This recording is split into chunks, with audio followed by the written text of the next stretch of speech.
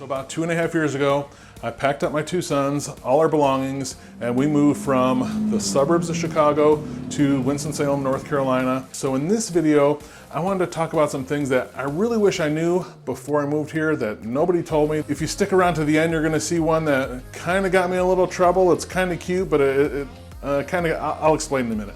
It's Jeff Valentino, your favorite real estate agent, and while being a celebrity YouTuber is great, what I really do for my living is help people buy and sell real estate.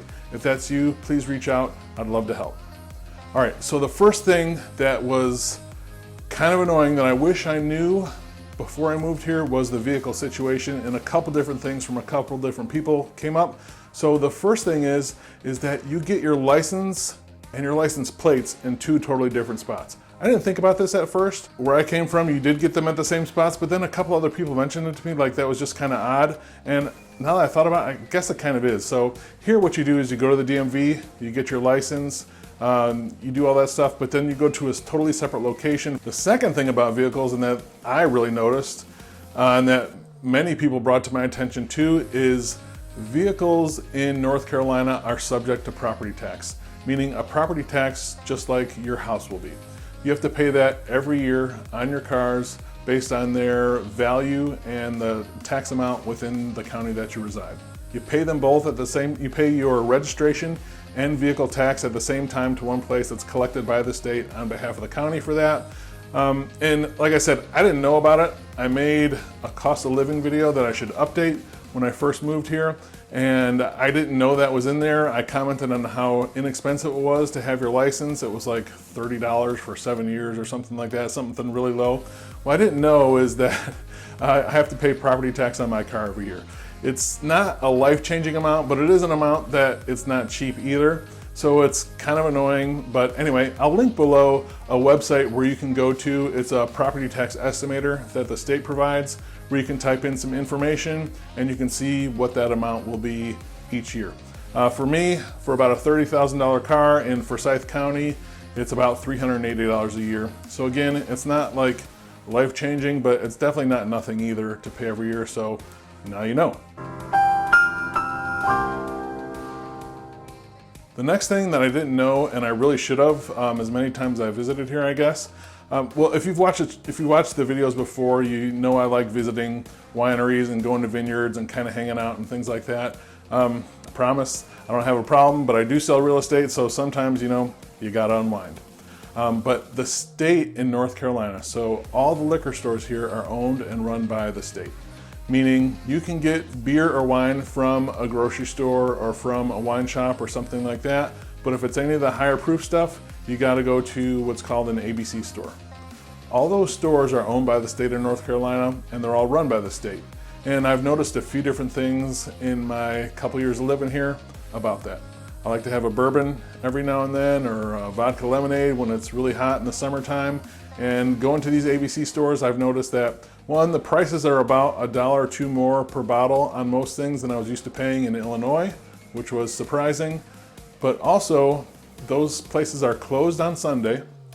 So if you want to get something for the game, you got to go the day before or plan a little bit ahead because there's no liquor on Sundays. But also that the selection can vary from store to store. Prices are, I think, they're the same at all the different stores. I'm reasonably sure of that. But the selection can vary widely from store to store and also from county to county, which was surprising. So in Forsyth County, as I'm filming this, they don't have a lot of selection of a lot of different things. I don't know the reason why, but if you go to, you know, Davidson County in South Winston or Davie County in Clemens or something right next door, there's seems to be much more selection at those stores. Again, I don't know the reason, but the state runs all the liquor stores in North Carolina. All right, the next one that came up from more than one person is the situation with the roads and learning your way around here. Now this, I moved from Chicago. It's set up mostly in just like a grid pattern where it's once you learn the north and south roads and which are east and west, you can find your way around. Here, it's a little bit different. First, the roads are kind of windy and they're not in that grid pattern that I was used to.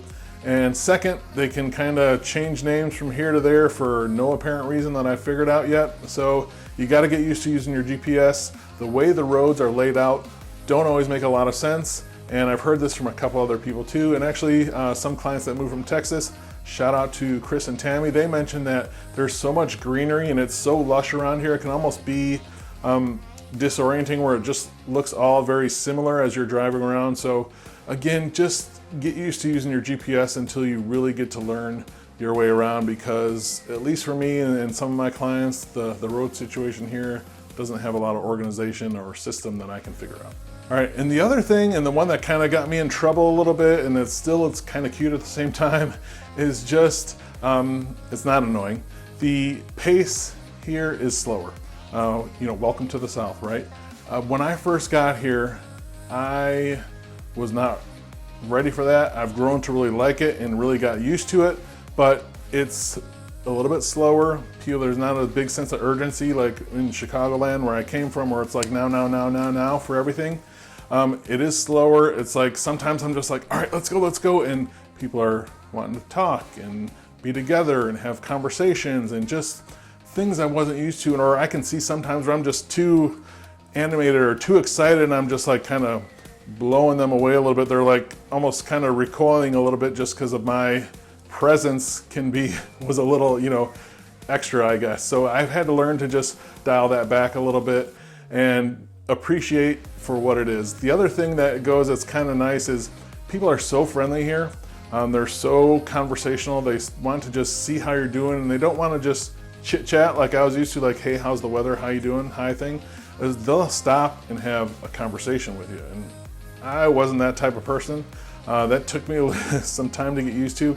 I was also just talking with some clients, and they're a similar way. They moved out here from California, and where it's like everything's busy, hustle. The idea of just stopping, slowing down, having conversation with strangers, mind you, having a conversation more than 10 seconds does take a little bit of getting used to. So again, just the pace of life here is slower. The people are so much nicer.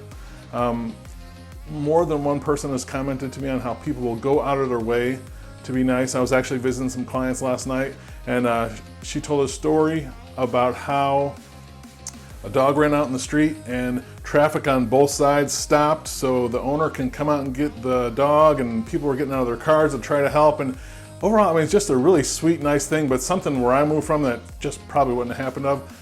They said where they moved from, people would have been like honking or driving around, trying to get around and stuff. So again, the pace is just slower. It's definitely more friendly. It does take a little bit of getting used to. I wish I'd have been a little bit more prepared for it, because I know I probably scared some people at first when I first moved here. So if you're thinking about buying or selling real estate in the area, I'd love to be a resource for you. Please reach out to me. You can email me at jeff@govalentino.com, or you can call or text me at 336-837-5924. Thanks.